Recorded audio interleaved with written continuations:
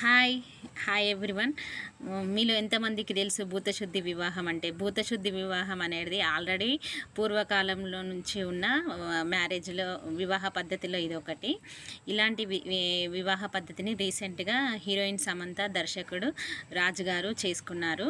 అసలు ఈ భూతశుద్ధి వివాహం అంటే ఏంటో తెలుసుకుందాం. భూతశుద్ధి వివాహం అంటే యోగా క్రతువుల ద్వారా పంచభూతాల శుద్ధిగా కొన్ని యోగా క్రతువులు నిర్వహించి రెండు జీవాలు అంటే మన ఇద్దరు వ్యక్తుల సోల్ని ఒకటిగా చేసి యోగా పద్ధతి ద్వారా జరిపించే వివాహాన్ని భూతశుద్ధి వివాహం అంటారు. ఇలా భూతశుద్ధి వివాహం చేసుకోవడం వల్ల వాళ్ళు ఒకరినొకరు చాలా అర్థం చేసుకొని అన్ని విషయాల్లో బాగుంటారనే నమ్మకం ఉంటుంది. ఇలాంటి మ్యారేజెస్ని తమిళనాడులోని కోయంబత్తూర్లో గల ఈషా ఫౌండేషన్ స్థాపించిన సద్గురు గారి ఈషా ఫౌండేషన్లో జరుగుతుంది.